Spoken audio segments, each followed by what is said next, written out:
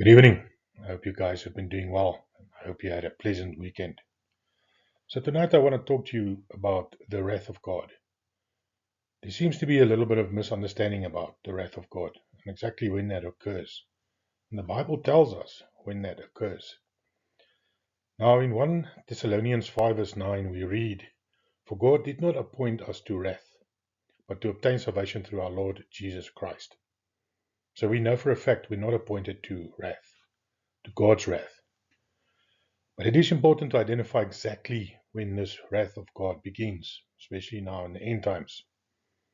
For example, World War One and World War Two were not the wrath of God, as it was man acting against man. Sure, these people were under satanic influence, but it's still not the wrath of God.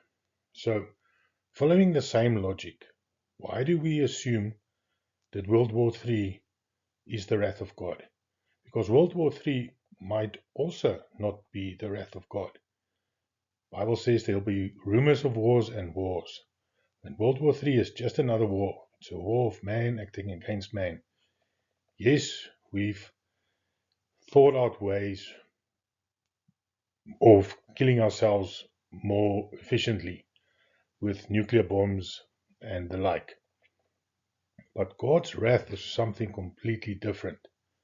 This is something that has only been seen once before in the history of the world, and that was during Noah's flood. So we have not experienced God's wrath. And I do not believe that the Third World War is the outbreak of God's wrath. And the Bible actually tells us when God's wrath begins.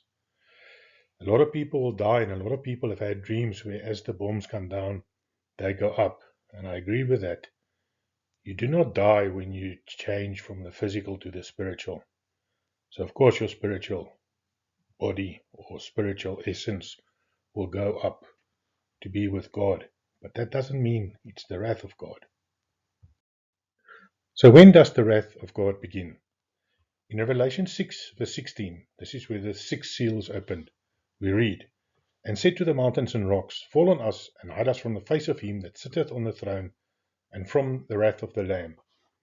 The word wrath of God, the Lamb, is first mentioned in Revelation 6, when the six seals opened. So as we are not appointed to God's wrath, we can safely say we are raptured at or before the opening of the sixth seal. The book of Revelation is Jesus talking to John and John writing it down. Jesus, God, would not use the phrase wrath of the Lamb or wrath of God arbitrarily at any point. You can know for a fact that when he uses it for the first time, you can directly tie it in to the event that is being mentioned, and it is the sixth seal. The sixth seal is where the wrath of God begins. The problem we have, and this is where a lot of people don't want to face the truth, because the truth is uncomfortable and it doesn't go with their idea of how it should be. But a couple of verses before, in Revelation 6, verse 8, the fourth seal, we read, "And I looked, and behold, a pale horse, and his name that sat on him was Death, and hell followed with him. And power was given unto them over a fourth part of the earth, to kill with the sword, and with hunger, and with death, and with the beasts of the earth." So Revelation 6, verse 8 is the fourth seal. And it is here that 2 billion people died during World War III. But this is not the wrath of God. We've had World War I, we've had World War II, we've had thousands of wars in the history of the world. That hasn't been the wrath of God. And World War III is going to be no exception. This is not the wrath of God. This is, yes, men under satanic influence acting against other men, possibly also under satanic influence, and one or two good guys in there as well fighting. But it's not the wrath of God. This happens before the rapture. And I'm only telling you this so that you can prepare, so that you may stand strong. Because a lot of people that believe that the rapture is going to occur at the outbreak of the Third World War will not know what to do when it doesn't happen. God hasn't abandoned you. That's the message I'm trying to convey to you. If reality turns out to be not to your version of reality, then don't feel like you've been abandoned by God and run around and fall away from Christianity and turn to the Muslims that will be mocking and scoffing or whatever, if they are the victors in this. This is all part of it. But we can see that from the Bible that the wrath of the Lamb begins at the sixth seal. And at the fourth seal, 2 billion people are killed. So I'm pretty sure you've realized by now that this video is about the seals and how they fit on the timeline. And typical in my fashion, I'm beginning at the end and I'm working towards the beginning. But seal 1 is the rider on the white horse. Seal 2 is war. Now seal 1, that is quite an interesting interpretation I have. I'm not saying it's correct, but I'm saying the timeline where it is situated, I believe, is fairly correct. War, we've had plenty of wars, and they've just grown. One thing in common, they get bigger every time. Famine, we've had plenty. But there is tribulation war and tribulation famine. That's just going to be worse than all the previous ones. Now, at seal 4, a quarter of the world's population dies during World War III. This is not the rapture. You are not going to be raptured at this point. Lots of people will die. 2 billion people to be exact. And I would say a smaller portion of them will be Christians, and they will go to heaven. And those that are not Christian will be dead until resurrection. Then at seal 5, this is the martyrs. These are Christians that die in the war. Now, for us in the West, we don't feel that we are involved in any sort of holy war. But our fight is not physical, it's spiritual. And this is a fight of good against evil, of God against Satan, Satan against God. And it is a spiritual fight. And if you are a Christian and you die in a nuclear explosion, you are a martyr. You died as a Christian. And then we have seal 6, the wrath of God, as mentioned for the first time in the book of Revelation. And this is where the wrath begins. We can safely say that the wrath of God begins at seal 6. Now, I know a lot of you don't want to hear this because it means that there is some hard times that we have to go through to get to the point where we are raptured at seal 6. And this video is only to prepare you for that possibility. So whilst I'm not saying you have to believe me, I'm saying just prepare for it, just in case it turns out to be like that we are not raptured at the beginning of the Third World War, that you do not lose your faith or fall away like so many people are going to do. Okay, so we've seen the fourth seal is where a quarter of the world's population dies in World War III, 2 billion people. And we've seen the sixth seal is the wrath of God. Seal 5, this is following immediately after the outbreak of the World War in which 2 billion people die. We see martyrs, and I have it as Christians that die in the war. Now, there are different forms of martyrs, and the martyrdom will become more extreme as you progress during the tribulation, and it will be very extreme towards the end of the tribulation. But if you die in this war, which is a spiritual war of God against Satan, we do not fight with our physical bodies. It's a spiritual war. You die. If you die as a Christian, you die as a martyr for God. And we read immediately after the outbreak of the war. And when he had opened the fifth seal, I saw under the altar the souls of them that were slain for the word of God and for the testimony which they held. Notice that this says the souls of them under the altar. These are not people with enlightened bodies. These are people with no bodies. They don't have their enlightened spiritual body. And their physical body is still lying on earth where they died when the outbreak of the war began. So 2 billion people died. A minority of them, I would say, are Christians, and they are under the altar immediately afterwards. You can see seal 5, war, seal 4, war, seal 5, under the altar, no bodies. The bodies are lying, and they're going to lie. The bodies are going to lie for 3.5 years. And the victors, and I say that these are probably the Muslims or antichrists, will celebrate. And these people their souls are in heaven, safe with Jesus. But it hasn't been the rapture yet. And this is why they are souls under the altar. They don't have their bodies. There hasn't been a rapture yet. The dead in Christ hasn't risen. There's been no revival, nothing yet in terms of the bodies. And then they ask God, how long until you avenge us? And then in verse 11, it says, and white robes were given unto them. And it was said unto them that they should rest yet for a little season until their fellow servants also and their brethren that should be killed as they were should be fulfilled. So we can see that war breaks out. People die in this war. I believe the non-saved stay dead until the resurrection for judgment. But the saved, their souls go immediately to be with God, but under the altar, and they're disembodied because their physical bodies are lying on earth, where they will lie for 3.5 years. But you can notice here that white robes were given unto them. Just keep a note of the martyrs under the altar. The souls are given white robes. So now we read in Revelation 7 verse 9. Now note that this is after the sixth seal. The rapture has now occurred. After this I beheld, and lo, a great multitude, which no man could number, of all nations and kindreds and people and tongues, stood before the throne and before the Lamb, clothed with white robes, and palms in their hands. So we can see now that the rapture has happened, but this is long after the fourth seal, in which a quarter of the world's population were killed. At the fourth seal, the souls of the World War III martyrs are under the altar and given white robes.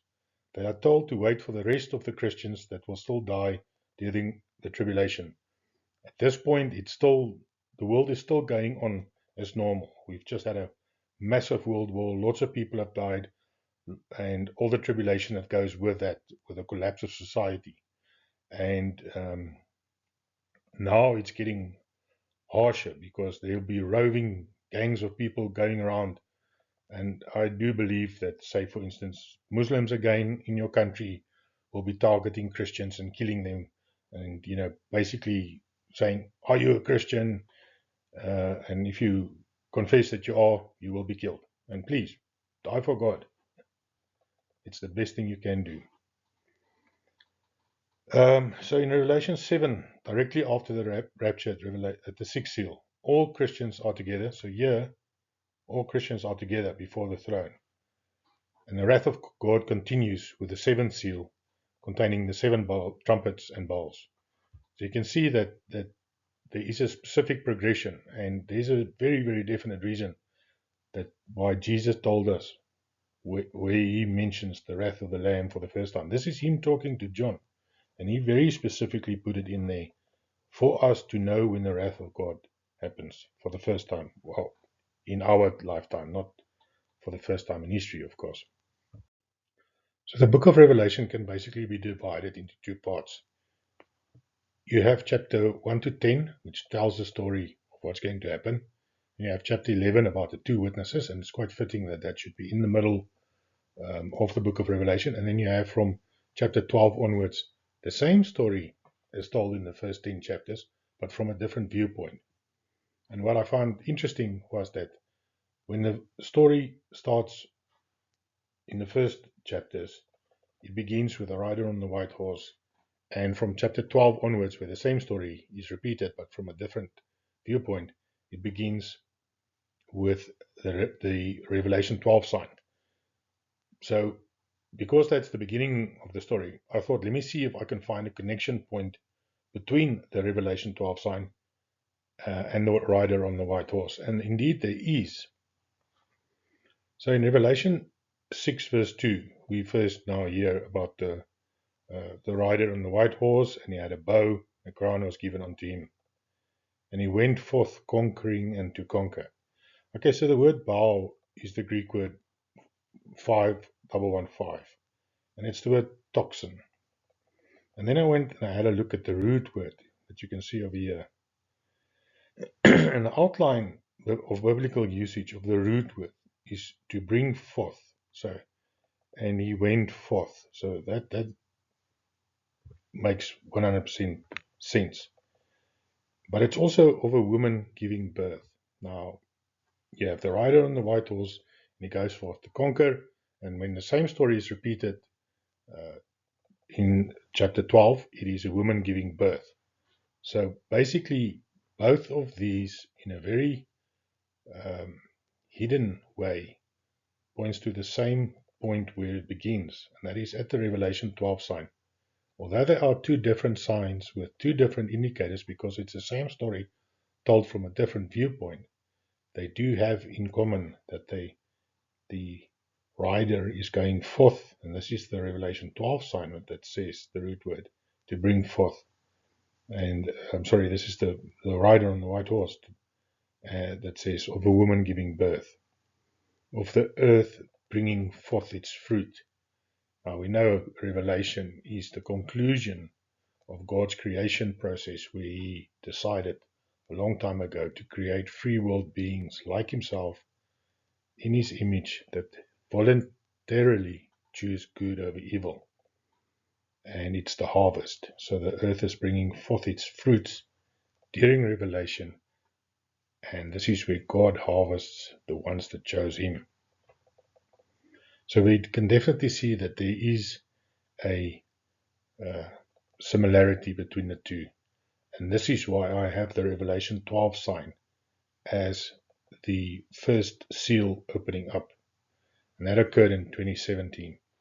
And it's also part, I don't know if you recall all the solar eclipses that happened around that time, but it forms a part of one leg that forms a part of another that's 6 years, 6 months, 6 weeks, and 6 days apart. And in the middle of that was the 14th of December, which is the Feast of Tabernacles, and that is where the first part of the abomination was given, sort of a trial run, if you may, but more on that later. Okay, so we've seen it that the wrath of God begins at the sixth seal, but you have to wonder, why specifically does His wrath begin there? I mean, God didn't just sit and He's watching everything and then suddenly decide, okay, I'm angry now, I'm pouring out my wrath. Something very, very specific needed to happen in order for God to lose His temper, or, well, that's maybe a very bad description, but to begin pouring out His wrath on the world. And we need to ask ourselves that question, what causes the wrath of God to occur? Because something very specific needed to happen. It needs to be a special set of circumstances. God is slow to anger, but wrath is something on a completely different level. And I'm sure we can agree that whatever happens to cause the wrath of God must be something of huge significance. Now, if you think back to the days of Noah, what caused the wrath of God there was genetic contamination. And that caused him to want to reset everything. And since then, we have not seen the wrath of God on a global scale like that. So something very, very, very specific needs to happen at a very specific point in time in order for God to release His wrath upon the earth. And we need to identify what that is in order for it to make sense to us. Okay, so this slide is from a previous video. And these two gentlemen from a channel called Watchmen for That Great Day pointed out in the book of Maccabees 2 dates. And it's just the 15th day of the month of Kislev, where the abomination is set up, and 10 days later, where they reinstate the sacrifices or rededicate the temple to be sacrificed. But what I find most interesting about this is that there is seemingly a contradiction with what Daniel says. But it isn't a contradiction, but on surface level reading, you will experience it as a contradiction. So the book of Maccabees states that the abomination will be set up on the 15th of Kislev and sacrifices will be reinstated on the 25th. Now this is action taken by Satan or the Antichrist. But now in the book of Daniel, now this is very interesting because it seems to be in direct conflict to that. And 9 verse 27 we read, "And he shall confirm the covenant with many for 1 week, and in the midst of the week he shall cause the sacrifice and oblation to cease, and for the overspreading of abominations, he shall make it desolate. So there seems to be a contradiction here, because here in the book of Maccabees, on the 25th, sacrifices will be reinstated. So the abomination set up on the 15th, and they reinstate sacrifices. But here in Daniel, it says, in the midst of the week, that's in the middle of the week, he shall cause sacrifices to cease. So what is going on here? It seems to make no obvious sense, because there's a contradiction. So the question is, what is going on? And the answer is fascinating. Okay, so now we're going to be looking at Daniel 9 verse 27, but from different translations, because it is quite interesting. Now this is the one we've just read, and look at this translation over here. And he shall confirm the covenant with many in 1 week, and in the half of the week, that's in the midpoint, the victim and the sacrifice shall fall, and there shall be in the temple the abomination of desolation. Okay, so it's in the temple, the abomination of desolation. Next translation, the foreign ruler shall make an agreement with many people. That agreement shall continue for 1 week. In the middle of that week, he will stop the sacrifices and offerings in the temple. Instead, he will put a disgusting thing there that causes trouble. It will remain there until God finally destroys the ruler who destroys. His end will happen at the time that God has decided. And the next one, the NIV, he will confirm a covenant with many for 1 7. And in the middle of the 7, he will put an end to the sacrifice and offering. And at the temple, he will set up an abomination that causes desolation. Okay, so we have seen now the covenant, 1 week. The sacrifices will be ended. This is now directly the opposite of what the book of Maccabees, that's also the actions of Satan, are saying. And it doesn't make sense on a surface level. And the reason it doesn't make sense is we don't know what temple they are talking about. Now, our bodies are God's temple. So there's 3 different verses here, and you can just go and read them. But it basically just reiterates that your body is a temple of the Holy Spirit within you. Do you not know that you are God's temple?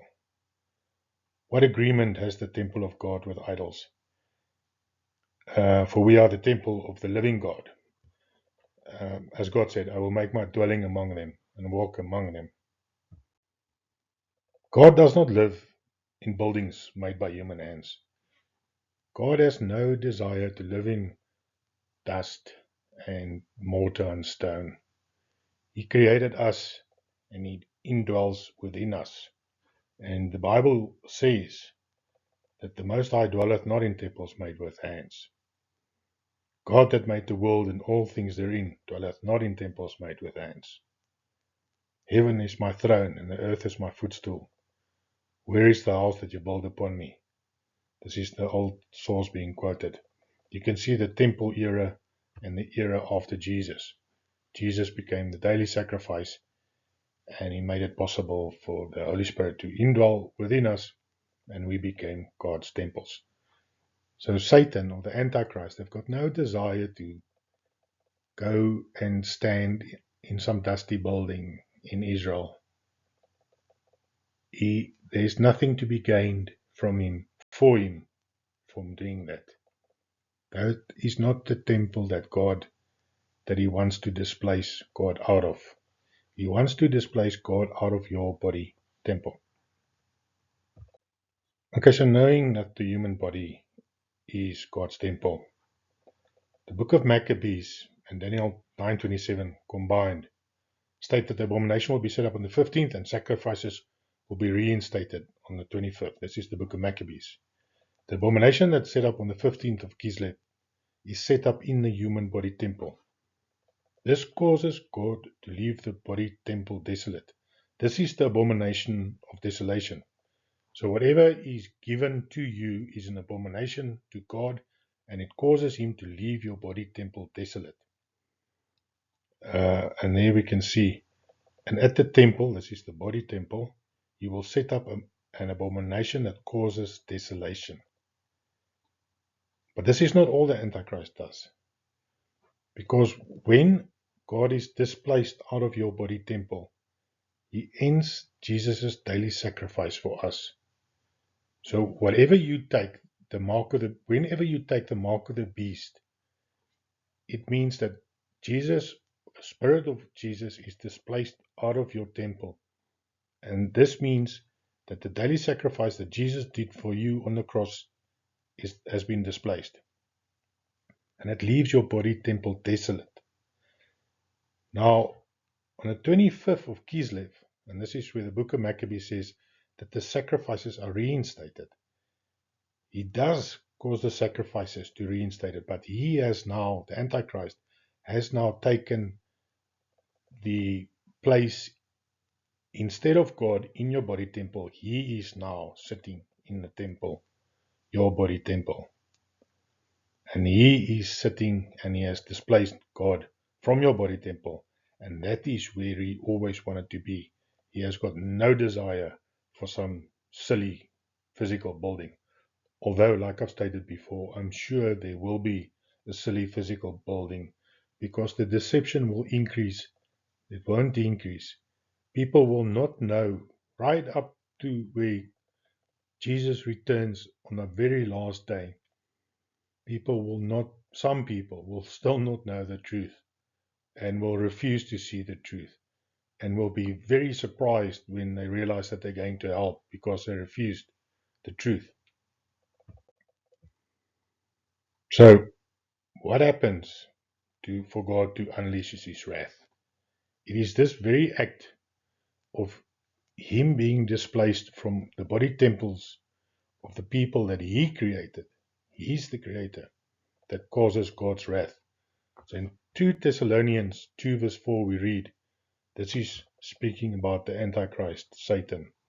He will oppose and exalt himself over everything that is called God or is worshipped, so that he sets himself up in God's temple, proclaiming himself to be God. So this is why the sacrifice is removed, all in the same week basically, or 10-day period. He removes the sacrifice, and that is Jesus' daily sacrifice for our sins, and he restarts the sacrifices, but with himself. So all sacrifices, and I'm pretty sure it will be human sacrifices, will be done to him. And on the timeline, you can see at that very point also is where the scorpions begin their 5-month period of stinging the people. And this is just when you take the mark of the beast and you are hooked up to the internet of bodies that have the ability to read and write to your brain, and you lose all free will, where the Bible says in Revelation 9 verse 6 that men will seek death and death will flee from them. At that point, the whole point of your existence is gone because your free will is gone. So you can no longer choose between good and evil. You have chosen evil. It's done. Your free will is gone. You are doomed. So you can see that this action is the action that causes God's wrath.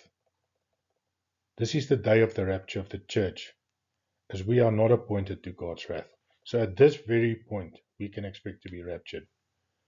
And this is in Revelation 6, at the sixth seal, and it is on the timeline that I have it. It's the 16th of December 2029. Okay, so now you have to bear with me. When I'm looking at the timeline as I'm recording on my laptop like this, it's so small that I can barely make it out.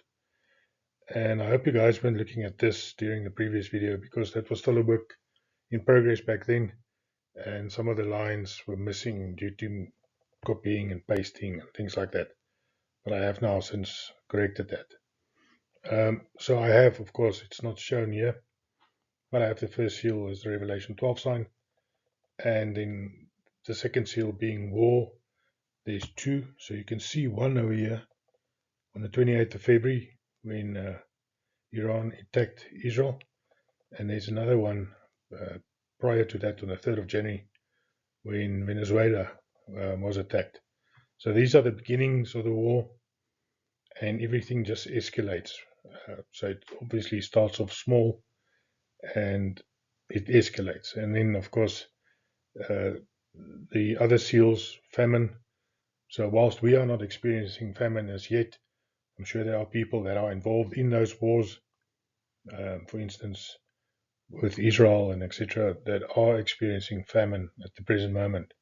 But from these points onward, it just escalates and it gets to extreme levels the further along in the tribulation process we go. Then you can see I've got the fourth seal as July. Now, July, and then it runs for 1,260 days, times 2 to May, which is the 14th of Nisan on the prophetic calendar or the second Passover calendar. It can also be the fourth seal is still in June, and then it runs to the 28th. That would just move the midpoint 1 month earlier. But I doubt it's that. I am more inclined to think that it is July date. What is quite interesting for me is that Pentecost on the 27th of May, the Bible says the daily sacrifice is removed. We know it's Jesus. He ascends. Daily sacrifice is removed. 1,290 days. The abomination is set up, and that's on the 15th of Kislev in the book of Maccabees. 1,290 days. Now you can see that the tribulation runs for 1,260 days to the 16th. So from there to the 16th of December. But it's also from Shavuot, 1,290 days to the 16th of December. You just add that 30 days to the 1,260. Whilst this isn't the valid 1,290 days, it's just interesting because here we have the daily sacrifice being removed, 1,290 days, abomination being set up. This is Shavuot, where the Holy Spirit came down, removing the need for us to do a daily sacrifice, and 1,290 days runs to the second part of this abomination where the sacrifices are reinstated. I thought it was just I just like how it lines up like that. But this 290 days running to 6 December, of course, is the valid one. Then I have, in the previous video, I removed Noah's timelines again.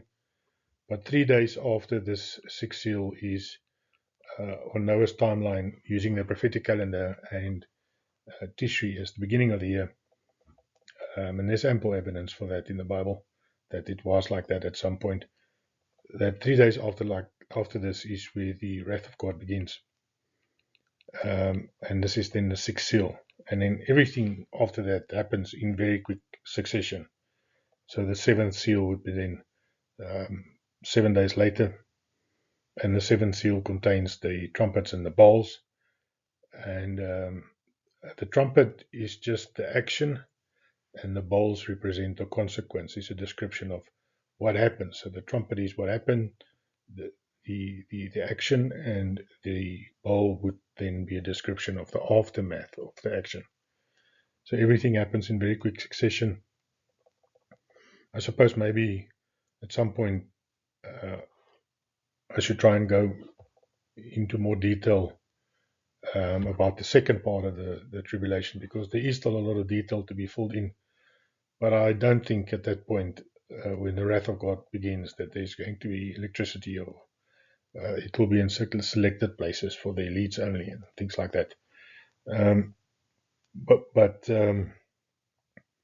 I honestly hope that there is a rapture in June, July, or before that.